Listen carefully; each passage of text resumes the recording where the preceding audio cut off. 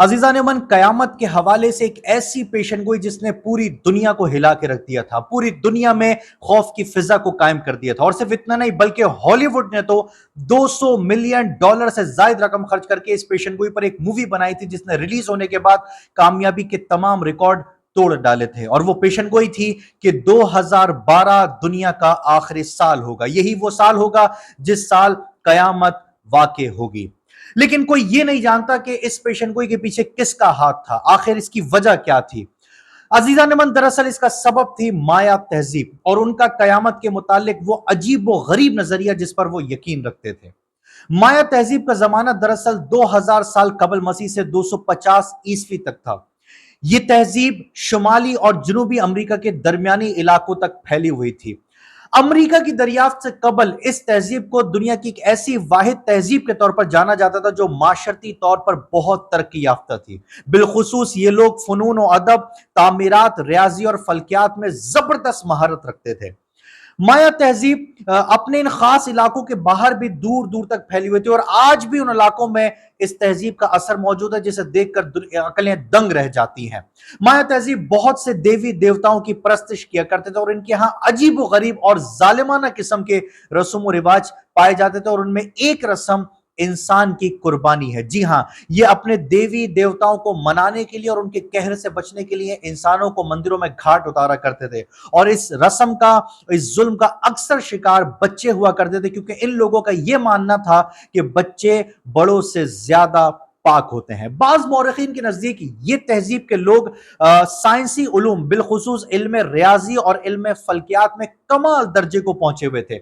माया तहजीब का तहरीरी निजाम बहुत हद तक कदीम मिस्री तहरीरी निजाम से मुशाबहत रखता था, लेकिन माया तहजीब का अददी निजाम 5 और 20 की बुनियादों पर इस्तेवार था। माया तहजीब के यहां दिन, वक्त और तारीख के लिए एक जामे निजाम मौजूद है जिसे माया कैलेंडर कहा जाता है और यह कैलेंडर आज भी ग्वाटेमाला और दीगर लातीनी अमरीकी इलाकों में उन कबाइल में जेर इस्तेमाल है जो कदीम माया तहजीब से ताल्लुक रखते थे। माया कैलेंडर में वक्त की एक मुकम्मल गर्दिश 260 दिनों पर मुश्तमिल है, यानी यह कहा जा सकता है कि माया कैलेंडर में एक साल 260 दिनों का होता है। ताहम इसी निजाम में एक ऐसी तकवीम मौजूद है जिसका एक चक्कर 400 दिनों पर मुश्तमिल था। माया कैलेंडर की खुसूसियत यह भी थी कि इसके जरिए दुनिया में होने वाले वाकयात को माजी, हाल और मुस्तकबिल की तरतीब के साथ देखा जा सकता था। इसमें वक्त की गर्दिश का एक ऐसा निजाम वज़ा किया गया था जिसकी मदद से न सिर्फ यह मालूम किया जा सकता था कि माजी में होने वाला वाकया कब पेश आया, बल्कि इससे मुंसलिक उस जमाने को भी पता किया जाता कि जिसमें मुस्तकबिल में वो वाकया पेश आ सकता है। ताहम माया कैलेंडर में हिसाब की मजमूई मुद्दत 5125 बरसों पर मुहित थी, यानी अपनी तश्कील के बाद यह कैलेंडर माजी से मुस्तकबिल के मजमूई तौर पर 5125 बरस का हिसाब और वाकयात को जाहिर कर सकता था। और इसी कैलेंडर में मुस्तकबिल के जमाने की आखिरी तारीख अजीजान मन 21 दिसंबर 2012 थी और यही वो सबब था, यही वो वजह थी जिसकी वजह से यह पेशन गोई की गई थी कि यही वो दिन होगा 21 दिसंबर 2012 जब निबिरू नामी एक सैयारा जमीन से टकराएगा और दुनिया का खात्मा हो जाएगा और कयामत वाक़ई हो जाएगी। अजीज़ान मन, अगर बात की जाए मसीहियत के अकीदे की तो इनके यहाँ भी कयामत का वाज़ेह तसव्वुर मौजूद है। मसीहियत में जन्नत और हयात अब्दी के अल्फाज इनाम के लिए और दोज़ख, आग और जुल्मत के अल्फाज अजाब के लिए इस्तेमाल किए जाते हैं। इनके अकीदे के नज़दीक कयामत के दिन वो होगा जब हज़रत ईसा अलैहिस्सलाम तशरीफ लाएंगे।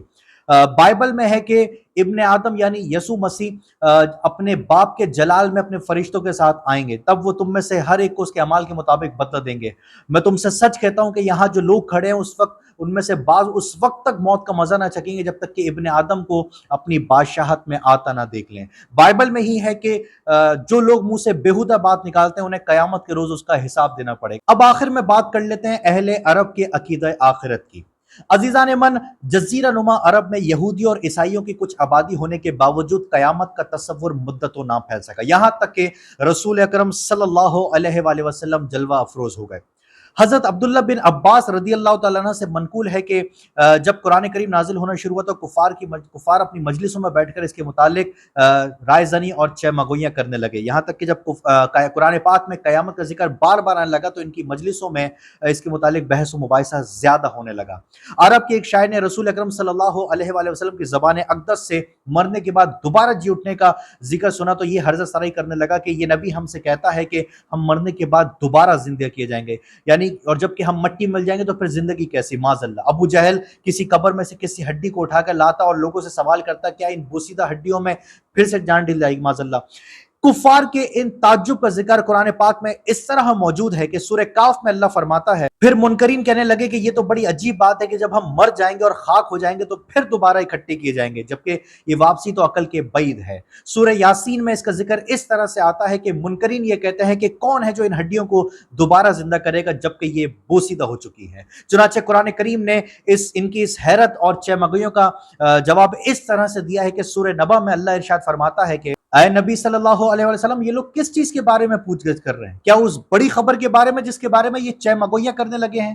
ہرگز نہیں، انہیں جلد معلوم ہو جائے گا، ہاں انہیں جلد معلوم ہو جائے گا۔ اور کیا یہ حقیقت نہیں کہ ہم نے زمین کو فرش بنایا، پہاڑوں کو میخوں کی طرح گاڑا اور تمہیں مردوں اور عورتوں کی شکل میں جوڑے کی صورت میں پیدا کیا، تمہارے لیے نیند کو باعث سکون بنایا، رات کو پردہ پوش بنایا اور دن کو معاش کا وقت بنایا، اور تمہارے اوپر 7 مضبوط آسمان بنایا اور ایک گرم روشن چراغ بنایا، اور بادلوں سے مسلسل بارش کو بسایا تاکہ اناج اور گھنے درخت اگائے جائیں۔